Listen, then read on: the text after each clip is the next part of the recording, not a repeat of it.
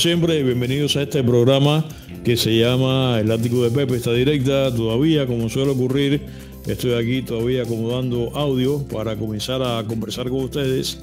El tema que tengo para ustedes hoy, déjame presentarlo ya. Acaso, advierto que acaso no sea un tema agradable, pero es un tema de historia y yo creo que estas cosas hay que abordarlas de todas maneras. Ya, presento directamente. El tema que tenemos hoy es la historia de la silla eléctrica, este instrumento de ejecución, este instrumento de llevar a cabo o ejecutar la pena capital en una persona condenada a tal. Y es el programa que vamos a hacer hoy. Soy vuestro amigo y servidor Pepe Forte. Esta directa es El Látigo de Pepe en mi cuenta personal de YouTube. Y los que me están mirando en este momento, que saben que hoy es un día en Estados Unidos, es un día feriado. Hoy es el día que se llama Juneteenth, Happy Juneteenth. El nombre oficial que tiene es Juneteenth National Independence Day y es un holiday, o sea, es un feriado federal de los Estados Unidos que quiero comentar exactamente qué se trata, por qué razón, porque justamente en estos días muchos amigos me han estado preguntando que de qué se trata. Bueno, se trata justamente de esta celebración, acaso todavía desconocida, por el hecho, aunque es una fecha vieja en el calendario, sin embargo se ha convertido en lo que es ahora recientemente, porque el año pasado fue la primera vez que se observó de la manera que lo estamos haciendo ahora, porque el actual presidente Joe Biden fue quien la firmó. Los holidays, o sea, las celebraciones o los días feriados, como se dice en español en Estados Unidos, la mayoría tienen su historia y no todos son tan viejos como mucha gente cree. Para poner un caso, por ejemplo, el día Martin Luther King, ese día fue firmado por el presidente Reagan. Este es el día que tenemos hoy y hay muchísimas personas que no están trabajando. Los servicios que son de gobierno no trabajan. Hay entidades de otro tipo, como el caso de los correos, el caso de los bancos, que tampoco están trabajando hoy. Hay mucha gente que trabaja y sobre todo fuera de Estados Unidos, sí, hay muchísimas personas que están trabajando y por tanto dirían, bueno, si me ausento hoy del programa, pierden la oportunidad de este contacto con ustedes. Así que lo que he hecho es que he preparado para ustedes este programa y ya, bueno, mañana comenzaremos con la rutina normal. La razón de por qué este programa con este tema, acaso, como dije ahorita, acaso no, posiblemente definitivamente nada agradable, lo estoy haciendo, es por el hecho de que prometí que para estos días, justamente es el tema que tenía para ustedes hoy, pero no como hay tantas personas que no van a estar mirando el programa hoy porque se han ido fuera de la ciudad, aprovechando que ayer fue el Día de los Padres. Bueno, el tema que tenía preparado para hoy es que hoy exactamente, hoy es el aniversario de la electrocución, o sea, de la ejecución de los esposos Rosenberg acusados de espías contra los Estados Unidos relacionados con espionaje atómico. Y es un programa que he venido trabajando durante todo este tiempo y los esposos Rosenberg terminan ambos sentados en la silla eléctrica. Así que quiero hacer programas, esta no es la primera vez, que aunque no estén conectados uno con el otro, ustedes puedan de alguna manera eslabonar de temas que tienen algún tipo de conexión. Y yo quería separar el tema de hoy justamente del tema de los esposos Rosenberg. Así que, ¿por qué no vamos a hacer aquí hoy la historia de la silla eléctrica, en tanto que este instrumento de ejecución de pena capital? Y además, anteriormente, y quizás tampoco lo sea agradable, pero la historia es así. Yo hice en la radio y tengo prometido para aquí ahora dos ejecuciones que son importantes, que una es la de Luis XVI y la otra es la de María Antonieta, ambas a través de la guillotina. Y ese programa yo lo hice en la radio. No sé por qué razón, se fue por un aniversario redondo o algo así, pero primero de manera previa, hice la historia de la guillotina. Y yo también planeo hacer eso acá en otro programa así, que no sea de los que sean de días que sean súper importantes, pero planeo hacerlo. Y creo que, como ustedes saben, que este programa que tiene inclinación por la historia, creo que vale la pena que hagamos estos abordajes. Así que hoy vamos a hacer este programa dedicado a la historia de la silla eléctrica. Y vamos a comenzar ya. La silla eléctrica es un método, como se puede definir, es un método de ejecución para aplicar la pena capital, o sea, la pena de muerte. Este método de ejecución fue concebido en el año 1881 por el inventor neoyorquino Alfred P. Sadwick, que nació en el año 1826 y murió en el año 1898. Curiosamente, fue un ingeniero de barcos de vapor, por supuesto. Además, fue dentista. Y aquí es que viene exactamente la conexión de por qué la silla eléctrica. Porque lo que se estaba procurando en ese momento, tal cual pasó con la guillotina, que se estaba procurando un método de ejecución, entre comillas, humano. Yo quizás pueda hacer en este momento aquí ahora una suerte de calibración de corte personal de mí acerca de esto, pero la idea de la silla eléctrica era precisamente conseguir una ejecución de pena capital más humana, que sustituyese a la horca. ¿Por qué razón? Porque nace la silla eléctrica de una serie de lo que terminaron siendo grimosas ejecuciones a través de la horca, que habían generado una reacción adversa en la sociedad y en la opinión pública, y en consecuencia se pretendía disponer de un método, si cabe decir, como te dije, un método más humano de ejecutar, de hacer esta operación expedita y de hacerla sin dolor, y leas en este caso con lo que acabo de decir, eutanasia, que es lo que realmente significa la palabra eutanasia. Como la electricidad generada por el hombre, no la que viene de la naturaleza, era cosa nueva por entonces, y según la anécdota, en aquellos días se supo que un borracho, un trabajador portuario de nombre George Loemel Smith, que había tocado un generador de corriente y murió electrocutado inmediatamente, de ahí fue que salió la idea.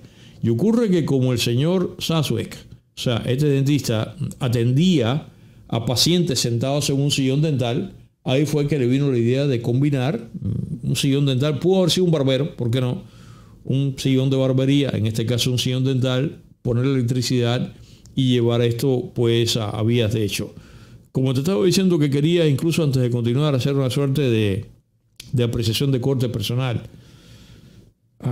Me han escuchado más una vez decir que yo, según he venido madurando, no estoy de acuerdo con la pena de muerte. Mucho más allá del hecho de que a veces emocionalmente uno incurra coloquialmente en estas cosas que dice fulano, no, si fulano lo que es para matarlo. La manera coloquial, donde quieras, habla de este modo. Y de verdad que a veces cuando uno mira, uno observa, no solamente a lo largo de la historia, sino incluso contemporáneamente. A veces hay personas que vienen a este mundo, yo no sé para acá, y cometen cada monstruosidades.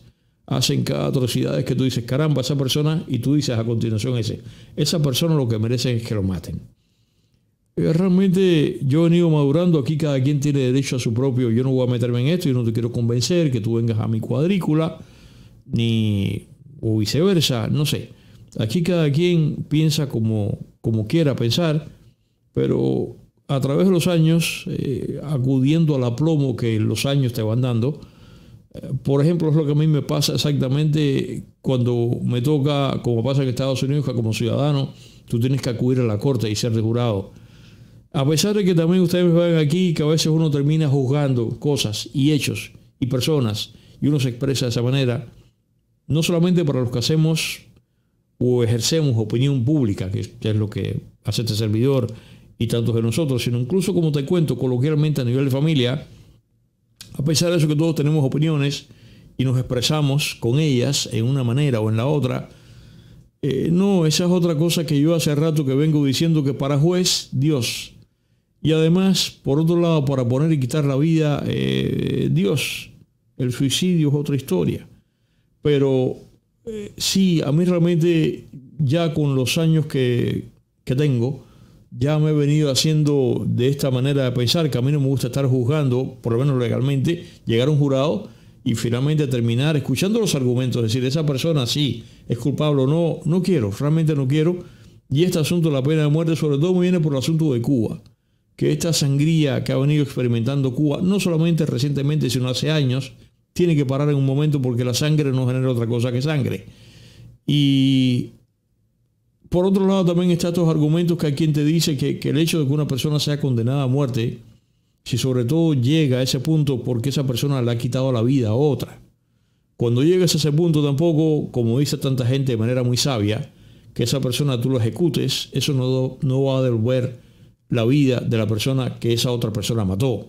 Eso es un argumento que es real. Hay quien dice que entonces esa persona, que es una persona mala, entonces que se quede en una prisión, a veces cuando es condenada por vida, y que en el caso de Estados Unidos y tantos países libres y democráticos, en que el sistema de prisiones, quien lo sostiene básicamente son los ciudadanos, con las políticas de impuestos y cosas así, hay quien dice, bueno, tener que pagarle a ese miserable el aire que no merece que respire hasta el último día de su vida, que Dios lo llama capítulo.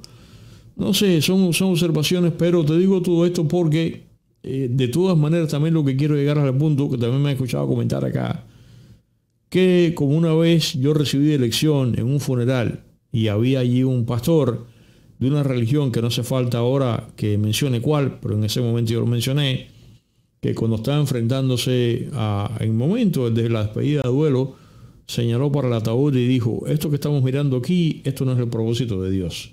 Dios no quería esto, o sea, la muerte.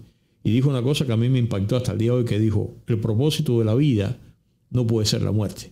Y fíjese si eso es así, que cuando ocurre que cuando una persona así muere por vejez, que es el proceso natural de la vida, cuando una persona muere por enfermedad, que también, aunque no ha de ser, la Biblia te dice que no, y las creencias religiosas te dicen que cuando se recupera o se recobra el paraíso, o el paraíso que existía, que estábamos libres de enfermedades, pero de todas maneras hay que admitir que en el reino de las criaturas vivas, sean del mundo que sea del mundo vegetal, o sea del mundo animal, o lo que fuere, nos enfermamos y como consecuencia de enfermedades terminamos muriendo.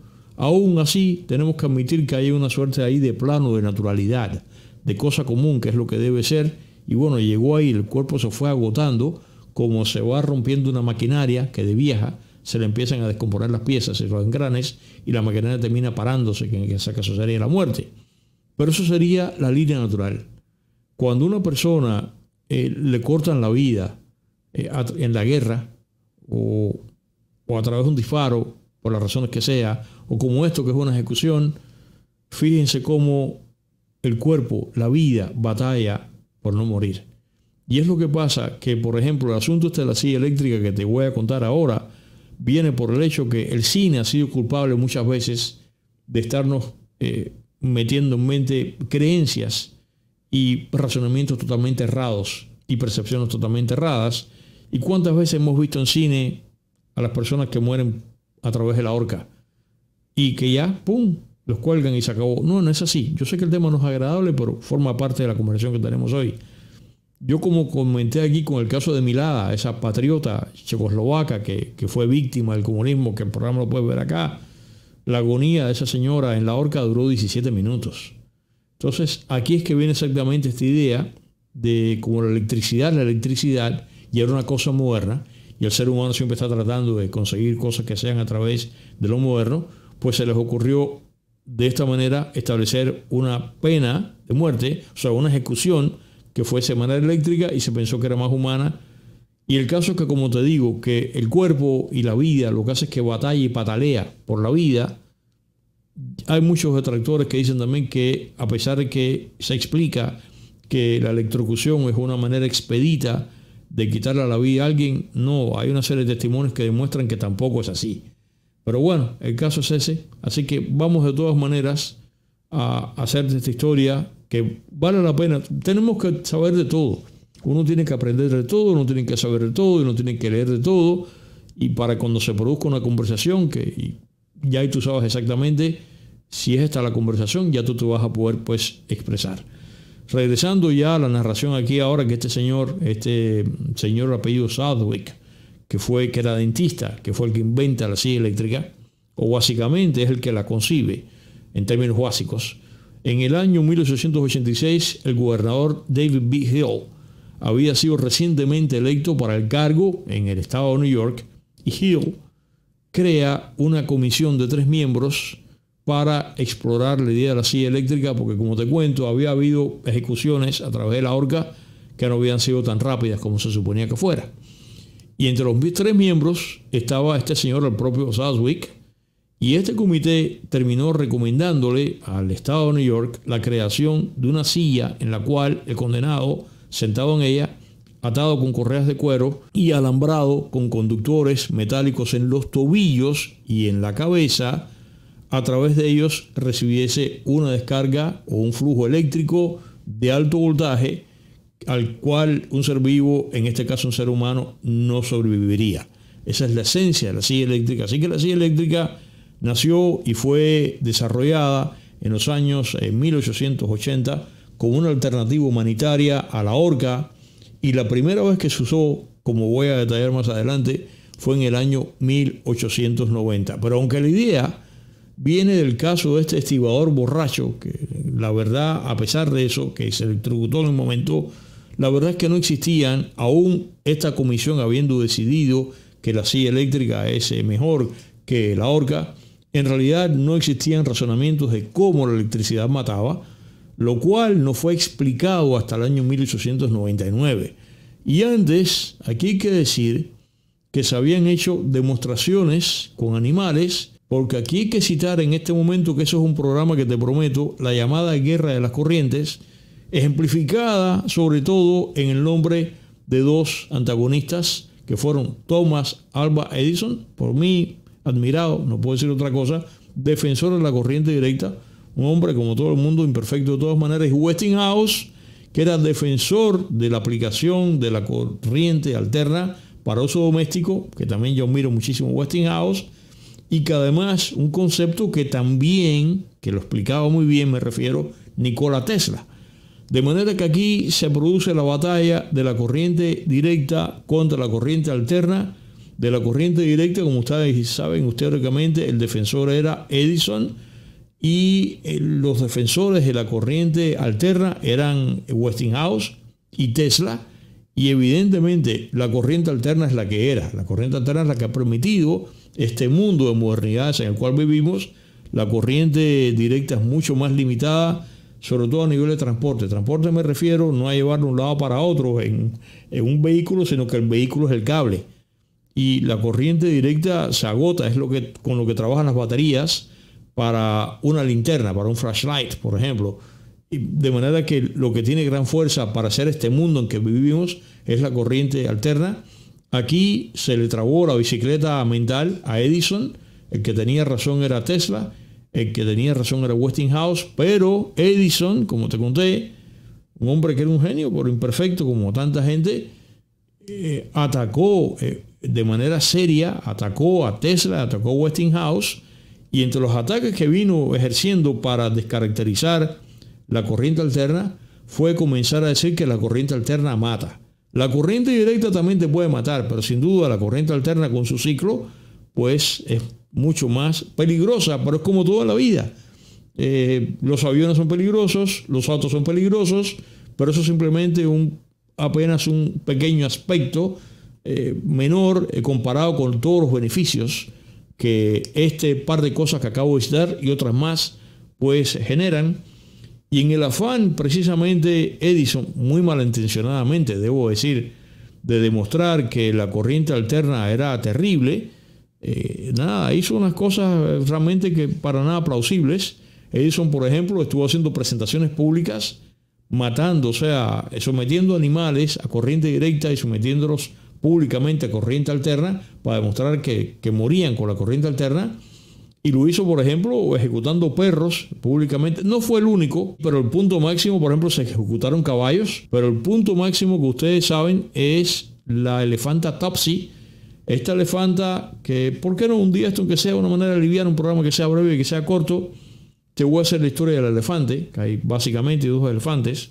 O sea, la historia del elefante y el mamut, que es muy interesante, cosa que escribí una vez hace años en la revista Entérese. Creo que está en mi website, el artículo ese. El caso es que esta elefanta, digo que de la India, porque elefantes nada más hay africanos, el elefante africano y el elefante asiático de la India.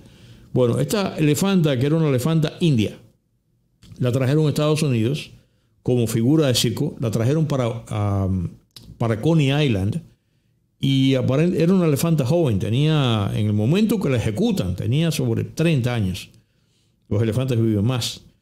Y esta elefanta, por alguna razón que no entendió nunca el cautiverio, no estaba diseñada para eso, por supuesto. Dicen que era una mala elefanta porque era violenta, terminó matando un día un espectador, y el caso fue que parece que estaba totalmente incontrolada o incontrolable, y decidieron ejecutarla. Y para ejecutarla, Quien la ejecuta, bueno, Edison o un ayudante de Edison, pero la ejecutaron a Topsy, la ejecutaron públicamente. Yo me he cuidado de no ponerte, el video está, es un video del año, esto fue el día 4 de enero del año 1903.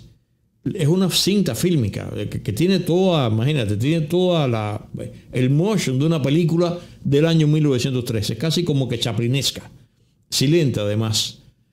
Y filmaron el momento en que la elefanta la ejecutan, la electrocutan. Y se ve la pobre elefanta como cae. Que por cierto, no la electrocutaron solo, que es un detalle que a veces es desconocido. Y yo me he cuidado de no traerte la película. Lo que tenemos son solamente las fotografías de ella, que por cierto, la pobre elefanta como que acaso infiriendo o adelantándose como intuitivamente el presentimiento que sabía lo que le iban a hacer, cuando la están llevando al punto en que le iban a ejecutar, bueno, en este caso fue un elefante, es decir, se emperró, se emburró. En este caso fue que se elefantizó, pero se emburró la elefanta, no dio un paso más, y en el punto, un elefante es un animal grande. De hecho, el animal más grande de la creación, de los mamíferos.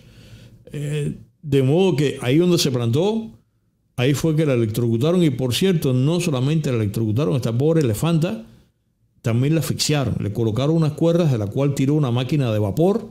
Y aparte, o sea, se tenía que morir. Aparte de eso, le habían dado, ella no lo sabía, le dieron a comer zanahorias que tenían cianuro.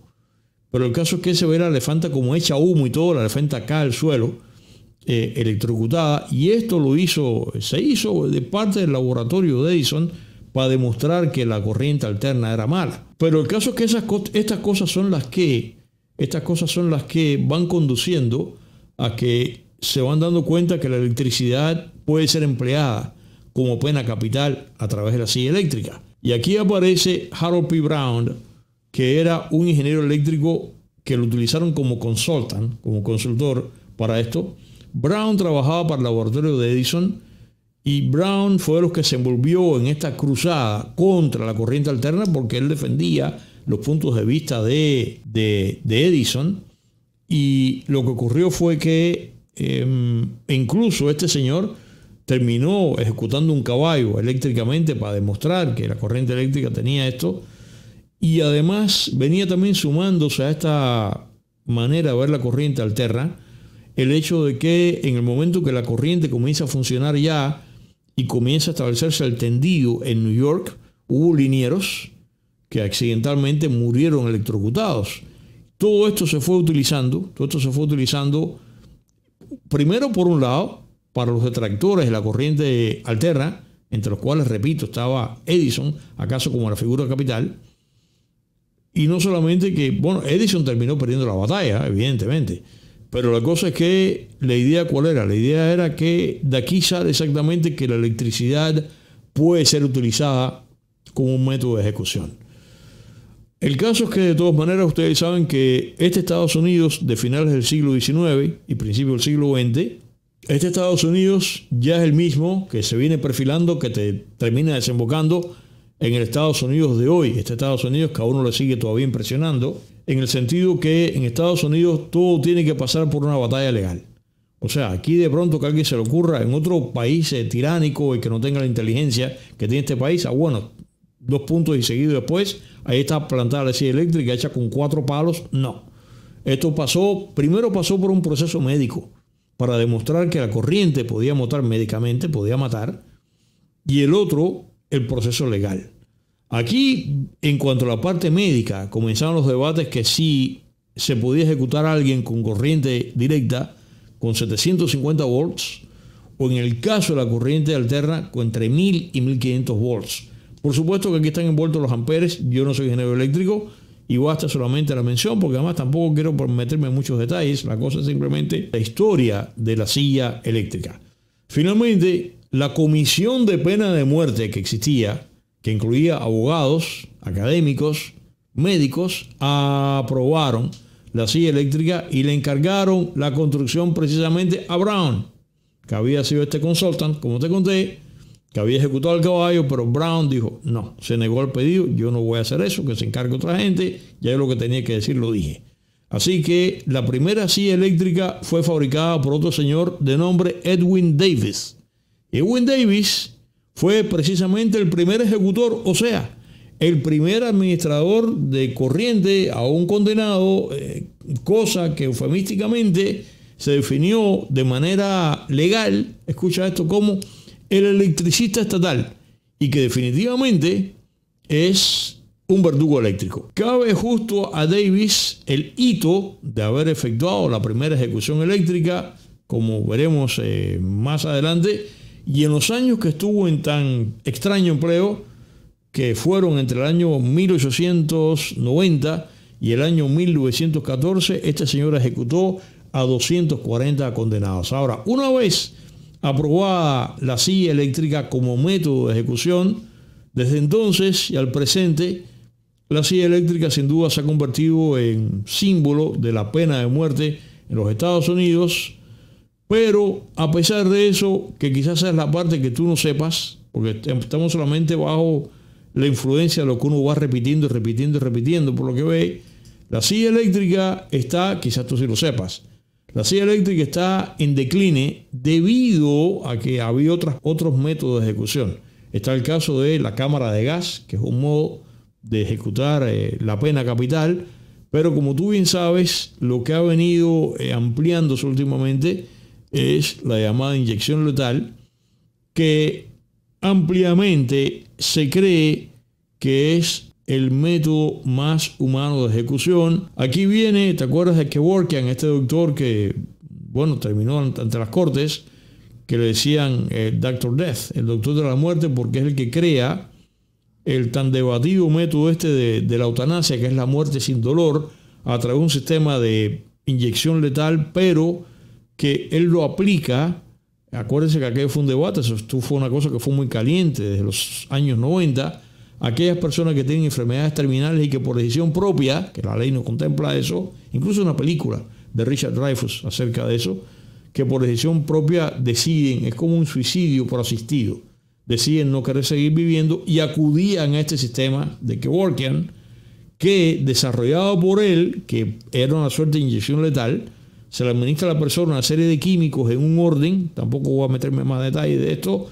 De hecho, el programa de la inyección letal podría ser un programa aparte de este que estoy haciendo acá, pero aquí caemos otra vez en lo que te dije, que mientras Dios no te llama a través de lo que te llama por vejez o por enfermedad, el cuerpo resiste. Y a pesar de que estos químicos que se administran tanto en el caso de la inyección letal, esta oficial, a través del mundo jurídico, o como este señor Kevorkian, que se lo hacía a las personas que querían no seguir viviendo, ha quedado demostrado más una vez con que sí, esto se ha venido refinando y la persona cae en una inconsciencia, la persona no siente dolor y la persona no cae en una agonía que se va asfixiando ni nada así, pero ha habido casos, incluido en el caso del doctor Kevorkian, en que dicen que el cuerpo resistió porque, como te dije aquella vez que dijo aquel pastor delante de mí, el propósito de la vida no es la muerte. Pero el caso es que, aunque la silla eléctrica es, a pesar de la emergencia de la inyección letal, que es lo que está ahora utilizándose más ampliamente, por lo menos en Estados Unidos, hay países todavía en los cuales existe la horca, hay países en los cuales existe todavía la guillotina, en fin. Pero bueno, aunque la silla eléctrica es mantenida, en el caso de Estados Unidos, en algunos estados como el método legal de ejecución, en realidad, esta es la parte que quizás tú no sepas, salvo algunos estados, realmente la ejecución a través de la silla eléctrica es solamente en este momento un método alternativo o secundario viabilizado solamente a petición del condenado, excepto en los estados de Tennessee y en el estado de South Carolina, donde puede ser utilizada sin la autorización del prisionero en caso que no existan disponibles en el momento que ya llega la fecha de ejecución los químicos o las drogas para aplicarle la inyección letal. Esto me ha parecido haciendo esta investigación, o sea, que la silla eléctrica ya no es el modo único inexorable de ejecución, a menos que sí, en raras excepciones, en este minuto que estamos conversando aquí ahora, por ejemplo, como ocurre en el estado de Kentucky, en que puede ser utilizada para condenados por crímenes cometidos o crimen cometido antes del 31 de marzo del año 1998, a pesar de lo cual la silla eléctrica en Kentucky no se usa excepto para estos casos de la fecha hasta que te acabo de mencionar, o sea, la fecha antes que te acabo de mencionar, y así si además añadidamente el condenado lo pide. Mira tú cuántas especificaciones acá. En otros estados, se puede usar en caso de la llegada de la fecha de la ejecución de la pena capital que no esté disponible, como ya te comenté, ha pasado esto, algunos de los medicamentos o los químicos correspondientes a la inyección letal, o si los abogados defensores del condenado hayan en su investigación o en su defensa que la inyección letal es inconstitucional en ese caso en particular. Inconstitucional, generalmente estuve mirando no respecto de la Carta Magna de la Nación, sino que recuerda que está la Carta Magna de la Nación por encima de todo el mundo, que es la Constitución de los Estados Unidos, pero recuerda que como Estados Unidos, cada estado es como un país independiente, eso está conectado con la Constitución de cada estado. Y estas son cosas que me parecen muy interesantes y es la razón por la cual en el caso de la Florida y en el caso de Alabama, la silla eléctrica está aún en uso, pero solamente si el condenado la prefiere. Y el último estado que tuvo a la silla eléctrica como la única opción de ejecución fue el estado de Nebraska, hasta que la Constitución del estado de Nebraska la paró el día 8 de febrero del año 2008. La primera persona, continuando aquí con esta historia, para ser ejecutada a través del nuevo método de electrocución bajo las leyes del estado de New York, fue Joseph Chaplow, un hombre convicto de haber matado a golpes a un vecino, pero la sentencia le fue conmutada por cadena perpetua. La próxima persona que sí fue ya arreglada para ser ejecutada a través de la silla eléctrica fue William Kemmler, que convicto también este señor de haber asesinado a su esposa con un hacha. Y Kemmler sí fue ejecutado el día 6 de agosto del año 1890. En la mañana de la ejecución, que eso fue el día 6 de agosto del año 1890, Kemmler fue despertado, lo levantaron a las 5 de la mañana, dicen que se vistió rápidamente, que se puso un traje con corbata y todo, una camisa blanca y desayunó. Ahí llegó un sacerdote que le dio algunas oraciones, consuelo espiritual, y de acuerdo con el protocolo que se observa a la hora de ejecutar con una silla eléctrica, le fue rasurada la cabeza y a las 6:38 de la mañana Kemmler entró en la cámara de ejecución. Se encontraban 17 testigos para mirar la ejecución. Kemmler dice que miró a la silla eléctrica y que dijo: caballeros, a todos les deseo buena suerte. Yo creo que voy a ir ahora para un lugar mejor y estoy listo para partir. Los testigos que se encontraban ahí en ese momento dicen que Kemmler estaba muy compuesto para la ejecución, que no gritó, que no pataleó, que no resistió de ninguna manera al ser ejecutado, que se sentó dócilmente. El generador fue cargado. Esto yo no puedo dar la explicación, pero es la explicación. Estamos hablando que estos años 1890, un generador del año 1890 logró acumular estos 1000 voltios que se los pasaron una vez sentado en la silla eléctrica con este corrientazo, en el propósito de inmediatamente producir inconsciencia y producir paro en el corazón. Eso es lo que se decía que la silla eléctrica, el corrientazo a la silla eléctrica de esta manera es capaz de hacer. Esta primera tanda de corriente duró 17 segundos. En el caso de Kemmler hubo un segundo corrientazo que tuvo 2000 volts, o sea, son más fuerte el segundo que el primero. Y aquí dicen que la ejecución de Kemmler no fue nada agradable. Yo no voy a ponerme aquí muy descriptivo ahora, pero resumiendo, que el cuerpo se incendió.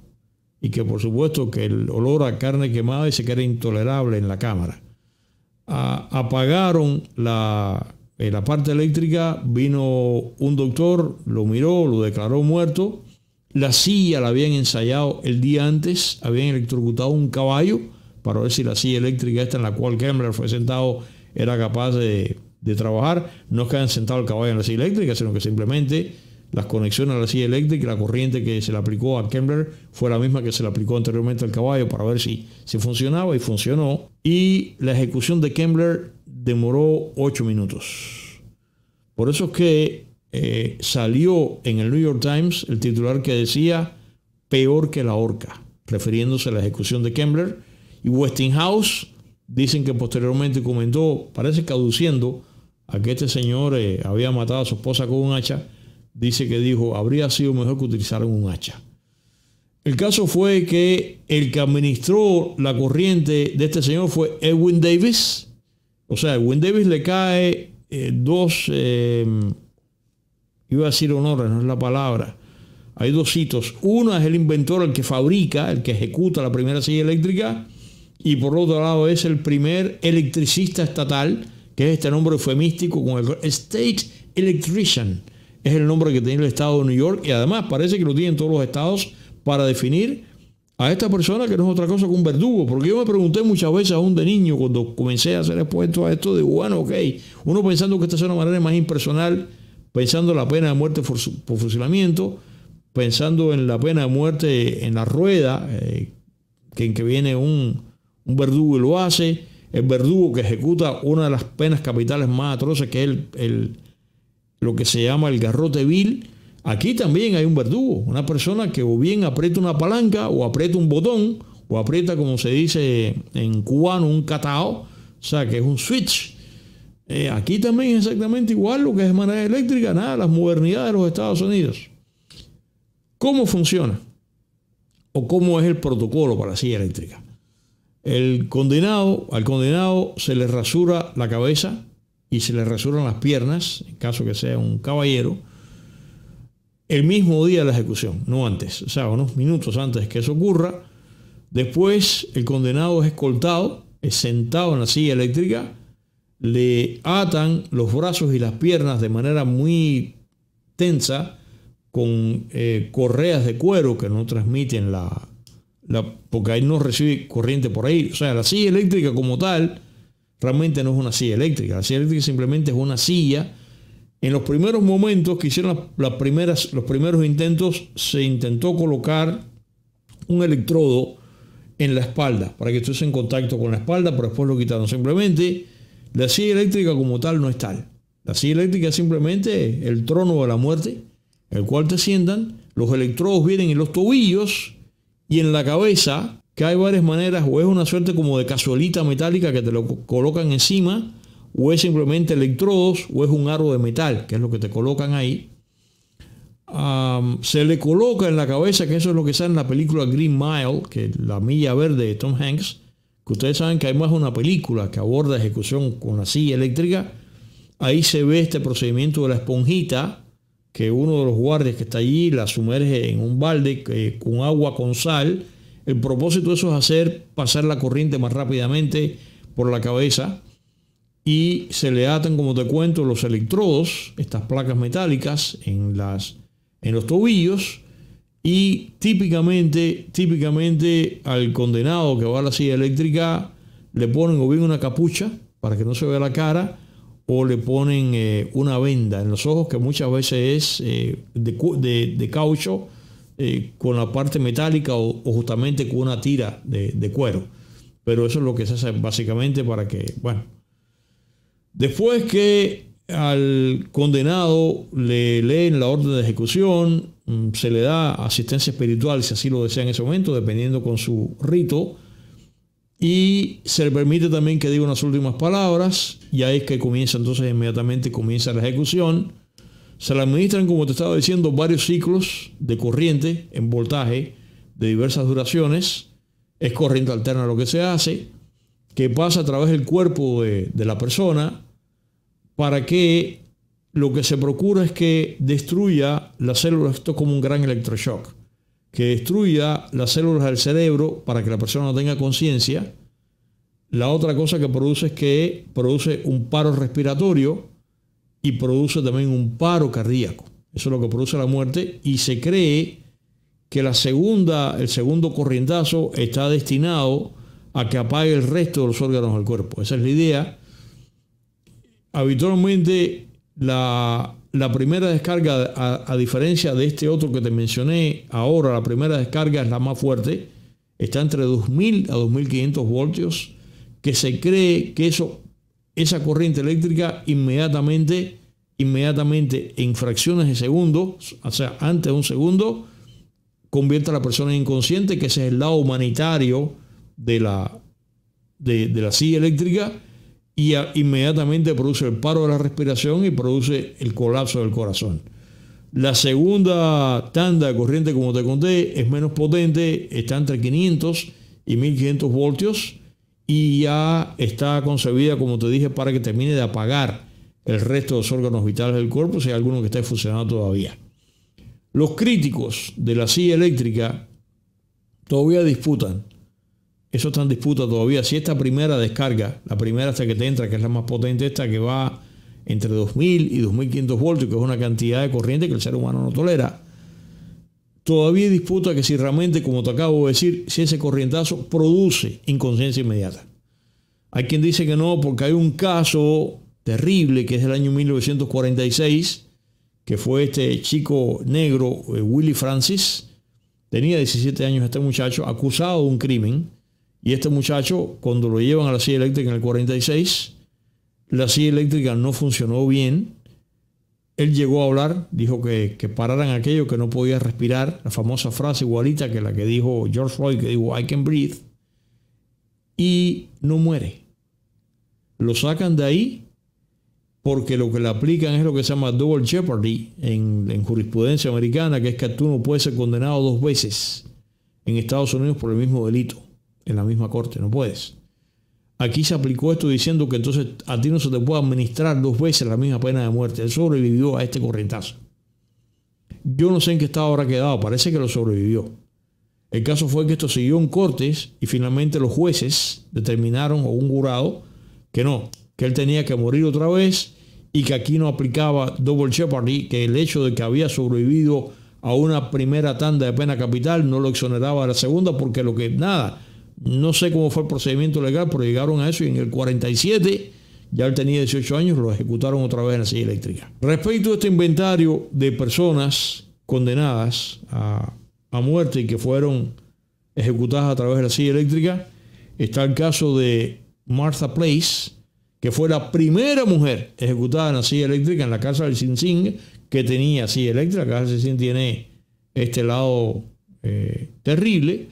Esto fue el día 20 de marzo del año 1899, y esta mujer, asesina sin duda, esta mujer, de haber sido quizás juzgada hoy día en el presente, acaso estuviera en el manicomio. Esta era una mujer aparentemente inestable. Imagínate, lo que cuenta la historia es que no, que era una mujer malvada, y lo que hace es que, por celos, ella termina matando a la hija de su segundo esposo, que no era hija de ella, una chica que tenía 17 años, la asesinó de una manera brutal, en cuyos detalles no voy a entrar acá, y esta señora viene a parar la silla eléctrica. Esa es la primera mujer que muere de esta manera. En ese momento, Theodore Roosevelt era gobernador del estado de New York. A él le hacen una solicitud de clemencia que él denegó, y es la razón por la cual esta señora fue ejecutada. Y aquí otra vez, Edwin Davis, otra vez fue el electricista estatal.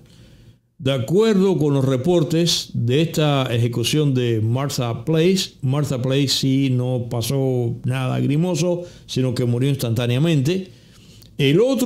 Otra persona ejecutada en este inventario imagínate tú, son cientos de personas las ejecutadas, siendo moderados aquí ahora, de personas ejecutadas a la silla eléctrica. Está el caso de este señor cuyo apellido me da mucho trabajo, un magnicida, es el que termina matando al presidente, asesina al presidente William McKinley, que esto fue, este señor lo ejecutan en el año 1901, este señor, que te digo el apellido complicado, Leon Solgoth, esto es un apellido que evidentemente parece ser polaco, Y este señor, que era un anarquista, este señor termina siendo ejecutado el día 29 de octubre del año 1901. Este señor viene a la silla eléctrica porque comete magnicidio, o sea, asesina a un presidente en funciones, que fue McKinley. Y aquí viene ahora otra ejecución femenina que la ha traído a bordo de esto, porque aquí tiene un lado, otra vez, tentado de esta manera innoble utilizar el calificativo interesante, que es el caso de Ruth Snyder, esta neoyorquina de 32 años, que fue electrocutada junto con su amante también en la prisión de Sing Sing. Esta señora, la Ruth Snyder, aquí imagínate qué cosas y cosas, esta señora termina matando a su marido de una manera atroz. Lo que pasa es que esta señora es condenada junto con su amante porque aparentemente en este matrimonio que tenía con el que era su marido, este señor la maltrataba muchísimo y dicen que era un hombre déspota que la maltrataba. Entonces ella se enamora en consecuencia de otro caballero y como los maltratos continúan, yo no sé por qué no se fue con él, ese lado de la historia, no sé. El caso ocurre que ella, Ruth Snyder, y su amante planean asesinar al marido abusador, pero esa no es la manera. Y lo asesinaron de manera también terrible. Simularon incluso que había sido un robo, pero claro, todo esto le salió mal y terminó comprobado que no, que lo mataron, lo planearon ella y el amante. Incluso le hicieron sacar al marido una póliza de un seguro de vida para cobrarlo una vez que este hombre muriera. De hecho, la novela que seguramente tanto ustedes han leído, que es El cartero siempre... La novela se llama The Postman Always Calls Twice. O sea, el cartero siempre llama dos veces, pero en español se llama El cartero llama dos veces. Esta novela policial que todos los chiquillos en una época, cuando estaban de moda la literatura policial o policíaca, leímos. Parte del argumento de la novela está basado en parte en la historia esta de Ruth Snyder, que termina matando a su marido junto con su amante. El caso es que lo que hace notoria la ejecución, no la historia de lo que hizo ella, lo que hace notoria de alguna manera Ruth Snyder es el hecho de que durante la ejecución, que ocurrió el día 12 de enero del año 1928, y esto es pues en el siglo XX, que es la segunda mujer en ser ejecutada después de la ejecución de Martha Place en el año 1899. Ella la ejecutan 10 minutos antes que su amante, que por cierto el nombre no había dicho, era Judd Gray. Y aquí lo que la hace famosa, como te estaba comentando, es el hecho que un fotógrafo, un fotoreportero, surrepticiamente logra fotografiar el momento en que Ruth Snyder es electrocutada. Y esta fotografía, esto hizo olas, porque esta fotografía es tomada, o sea, no estaba permitido que las ejecuciones, aunque se invitaban a testigos y se invitaba a gente de la prensa para que presenciase la ejecución, lo cual sigue siendo todavía hoy día una realidad, vamos a decir de esta manera, pero lo que estaba era prohibido que se fotografiara ese momento. Y este fotoreportero lo que hace es que se las arregla, que introduce surrepticiamente una cámara fotográfica. Pero imagínate tú, estos años 1928, si esto es con la tecnología hoy día, este señor, la cámara que lleva, no se entera nadie. De hecho, no se enteró nadie, pero esta cámara era una cámara grande. Bueno, era una cámara pequeña. Esta cámara, comparado, fue realmente riesgosa esta operación. Lo que hizo fue este señor el fotógrafo se llama Tom Howard, fotógrafo del Chicago Tribune. Lo que hizo fue que se las arregló. Esto fue un plan, ¿sabes? Esto no fue él solo. Se las arregló para que esta cámara oculta se la colocasen con una banda en uno de sus tobillos, mirando hacia adelante. Él se sentó. En esta época los caballeros, eso hoy día, si hubiera sido Paul McCartney en el año 64, con los Beatles, totalmente imposible, con los pantalones estrechos aquellos. Pero esto es una época en que los caballeros utilizaban unos pantalones bataólicos. Y este señor, gracias a eso, se amarró la cámara ahí en el tobillo, mirándose adelante, entró caminando con ella. Estamos hablando de una época en que la cámara no tiene automatismo ni que tiene una cámara de film año 28, de modo que el disparador, como solía ocurrir con un cable, por todo dentro del traje y terminaba seguramente todo el traje de él, habrá salido por la manga, por lo que fuera, y en un momento él lo que hizo fue que apretó, hizo la fotografía, y eso fue lo que hizo. Y esta fotografía realmente, imagínate tú, la fotografía como termina estando en la portada de los periódicos, que además la pagaron carísimo. Esta fotografía agarró con el ángulo ancho, y además de pésima calidad, imagínate tú, pero fue la primera vez que una persona fue fotografiada en el momento de la electrocución. Y es por eso que esta fotografía tiene este nivel histórico, a pesar de que su calidad es terrible. Porque lo que ocurrió fue que este señor, con la cámara puesta donde te acabo de contar, imagínate, una cámara con velocidad, no como las cámaras de ahora, con una película poco sensible en un interior, y para que esto fuese posible, lo que hizo fue que él hizo doble exposición, o sea, la película, y la misma película le hace una exposición. Mis amigos fotógrafos que me están siguiendo entienden perfectamente lo que estoy hablando, el resto no sé.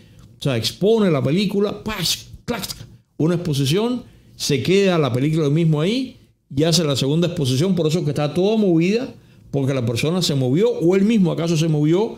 Pero si no hace eso, que hace doble exposición, la imagen con la luz que había allí, de acuerdo con la sensibilidad de la película, no habría sido capaz nunca de impresionar la película.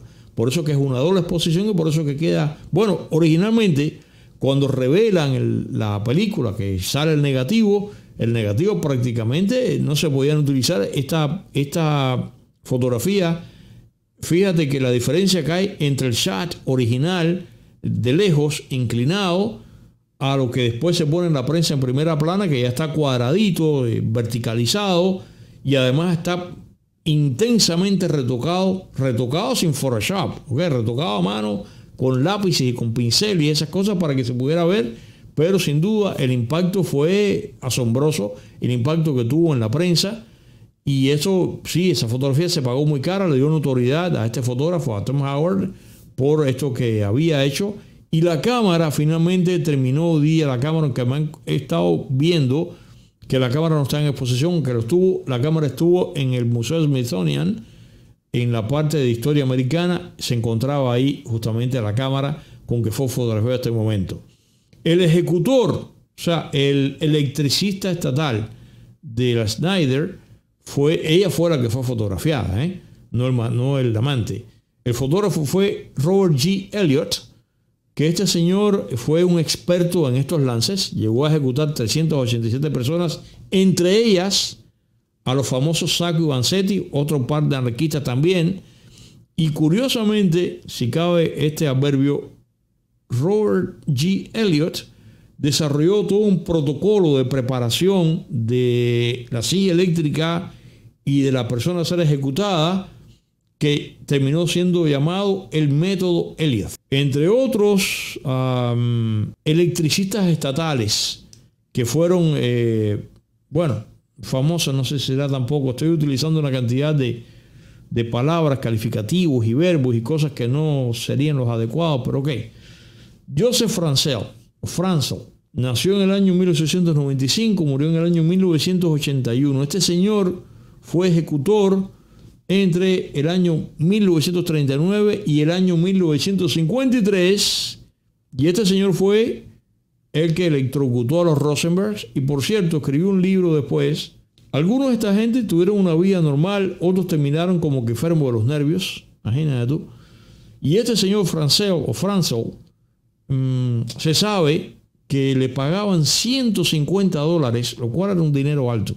Pero le pagaban $150 por cada función de verdugo, o sea, por cada electrocución le pagaban $150. En el estado de New York, para ya a nivel de, también si cabe decir aquí que interesante de este trabajo, que yo no querría para mí jamás, los llamados state electricians, o sea, los electricistas estatales, que no es otra cosa que un verdugo eléctrico, no eran empleados full time.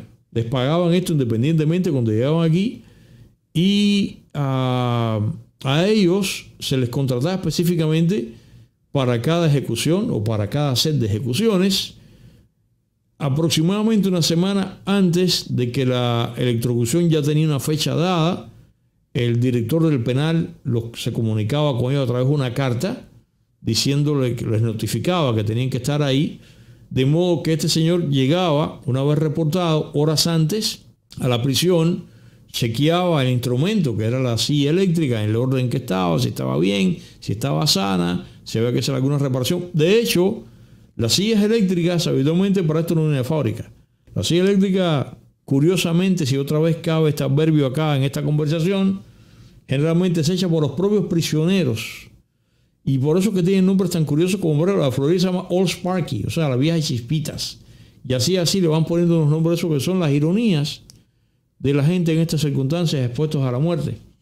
El caso que, bueno, el electricista estatal llega, chequea la silla eléctrica, que todo esté en orden ahí, y habitualmente cuando llega la persona que va a ser ejecutada, esta persona es la responsable, no solamente de tocar el catao, como se dice en cubano, o sea, el switch, sino que esta persona es la responsable de colocarle los electrodos en los tobillos a la persona que va a ser ejecutada.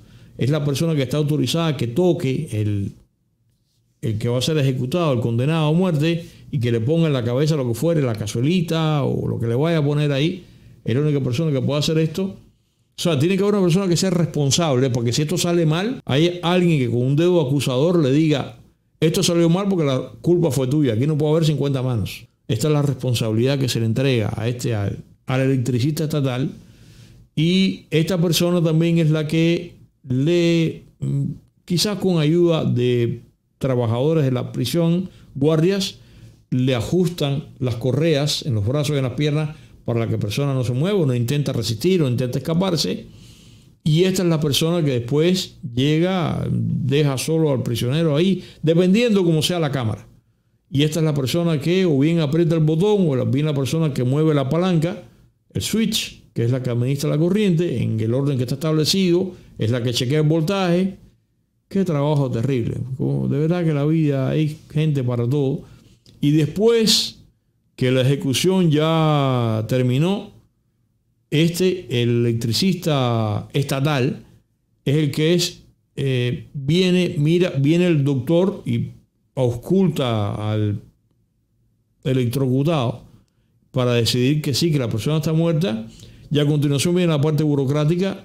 El electricista estatal tiene que llenar un formulario en el cual aparece su nombre, aparece el número de ejecutado del prisionero, aparece el momento, todo tiene que estar ahí colegiado, ese es el registro, el archivo, el momento en que el prisionero entró a la cámara de la muerte, el minuto en que fue ejecutado, la cantidad de amperes que le fue administrado y la hora a la cual fue diagnosticado, ya certificado como muerto o declarado muerto, y cuando sale de la cámara. Y a esto le dicen el report card de la muerte. Y se sabe que hay una serie que se han venido guardando en los archivos de reportes de muerte de este tipo de trabajo. Para terminar este programa terrible, pero bueno, que tenemos hoy, de la multitud de películas que mencionó ahorita de Green Mile, hay varias películas hay algunas que son terribles, además hasta que son alardosas, además son pésimas y además terribles porque se regodean en este momento. Hay una que tiene este momento que yo no la he vuelto a ver más, que la vi en los años 80, que se llama, de hecho la vi en Cuba y no la vi por mi cuenta, o sea que decir que no conseguí el video. Esta película se puso en ese espacio que había en Cuba en mi época, que se llamaba la película del sábado por la noche. El espacio no tenía nombre, pero la gente le puso popularmente así, la película del sábado por la noche. La película se llama Somebody Has to Shoot the Picture, o sea, alguien tiene que tirar la fotografía. Esta película es del año 1990, no es una película de cine, es una película que se hizo para televisión. Y la película, el argumento está escrito por un fotoreportero de nombre Doug Maggi, que este señor se dedicó a fotografiar y a entrevistar durante su vida como fotoreportero a prisioneros en lo que se llama the death row, o sea, en lo que es la milla verde, lo que es el corredor de la muerte. Este señor, en sus largos años de eso, esto le indujo a que escribiese este argumento, que termina en esta película. Y el argumento de la película, que por cierto el personaje de él, del fotógrafo, lo hace Roy Scheider, que como ustedes saben es el que trabaja en Tiburón Sangriento, que es el caso de Brody, el policía, y el otro es Robert Carradine, que hace de sargento. Y el argumento de la película consiste en que este condenado a muerte, cuando le piden cuál es su último deseo, esto es un hombre que creo, yo no he visto la película nunca más. Quizás ustedes, la película es buena película, no es una película, no es una super película, pero no es mala película. El condenado a muerte, cuando le piden el último deseo, en ese momento en que esto ocurre, él tiene, como tienen tantos presos, tiene un calendario en su ahora que murió Tina Turner, en su celda tiene un calendario con la portada o la carátula, la cubierta del disco Private Dancer de Tina Turner que acababa de salir, que es una buena fotografía del año 1984. Y este condenado lo que pide cuando le dicen cuál es tu último deseo, él dice, yo lo que quiero es, mira para el calendario y dice, esto es lo que recuerdo yo, lo que dice es, yo quiero que me fotografíen en el momento en que yo estoy siendo ejecutado y que el fotógrafo sea el fotógrafo que fotografió a Tina Turner. Eso es lo que él pide. Este fotógrafo, por cierto, es el fotógrafo real de la portada del disco de Private Dancer de Tina Turner, es Peter Ashworth, un magnífico fotógrafo inglés que ha fotografiado a otras estrellas del mundo del rock and roll, como el caso de Smith, el caso de Page Mode, el caso de Riggs Mix, el caso de Soft Cell, y así. Y eso es lo que él pide. Y así que esto es un detalle interesante que te quiero comentar acerca de películas en las cuales ha habido algún abordaje que tiene que ver con la silla eléctrica. Y respecto de lo que te estaba comentando de la fotografía que le toman a Snyder, de eso también una película que posiblemente algunos de ustedes haya visto o que algunos de ustedes quizás recuerde, que es una película que se llama The Picture Snatcher, que es de nada más y nada menos que del año 1933, que refleja eso que pasó ahí. Esa película es de Warner Brothers y esa película actúa James Cagney, y ahí fue que yo vi, por cierto, yo pensé que era un paquete hasta que después me enteré que era verdad. Ahí se ve esto que te acabo de comentar, cómo el fotógrafo Howard como tal se aparece en la prisión de esta manera surrepticia, con la cámara atada al tobillo, y la película refleja todo eso, y se ve el momento en el cual, en la cárcel de Sing Sing, en el momento que esta señora, en el caso de la película creo que no es una mujer, pero en el momento que va a ser ejecutada, este señor se ve como él se levanta se levanta la pata del pantalón para exponer la cámara a la escena, y a continuación con el remoto ese que tiene, que es el cable, oprime el obturador y se hace la fotografía. Así que esto es el tema que tengo para ustedes hoy. Francamente, no sé qué estarán pensando de este tema que les he traído para ustedes aquí, que es la historia de la silla eléctrica, pero que está conectado con el hecho que vamos a hacer aquí el programa dedicado a la historia de los Rosenbergs, que terminan su vida justamente electrocutados en la silla eléctrica hace ahora este año, 70 años de ese hecho, a consecuencia de que como agentes extranjeros estaban espiando contra los Estados Unidos a favor de la Unión Soviética, y terminan en la silla eléctrica. Yo creo que a pesar de los pesares, creo que vale la pena todo este tipo de abordaje que es típico de lo que este programa que se llama El Látigo de Pepe, que tiene pasión por la historia, a pesar de que quizás haya temas muy pocos, los menos, que no son exactamente temas más agradables como este que hemos abordado aquí hoy, pero sé que muchos de ustedes sí lo aprecian de todas maneras y que estarán a bien con que traiga abordajes semejantes a este. Como siempre, muchas gracias por haberme acompañado en este programa de hoy. Gracias como siempre por dar like, que es muy importante dicen que para la salud cibernética de este programa. Por favor, continúen suscribiéndose siempre que lo hagan, como acaban de escuchar ahora. Presionen la campanilla para que continúen suscribiéndose a este programa, para que continuemos subiendo la cantidad de suscriptores que tiene El Látigo de Pepe aquí en mi cuenta personal de YouTube. Y una vez que presionen la campanilla es la que les avisa a ustedes de cuando estamos nosotros pues a bordo del programa. El programa lo mismo en vivo como uno previamente grabado, así que la campanilla les va a avisar de eso. Gracias también por los superchats, gracias también por los super stickers, que se agradecen muchísimo. Y gracias también por hacer sharing, o sea, por copiar el URL de este programa y colocarlo en una plataforma afín al tema cada vez. Y sobre todo porque continúen corriendo la voz de que este programa que se llama El Ático de Pepe, pues anida en las ramas de YouTube. Así que nada, muchas gracias y bye bye.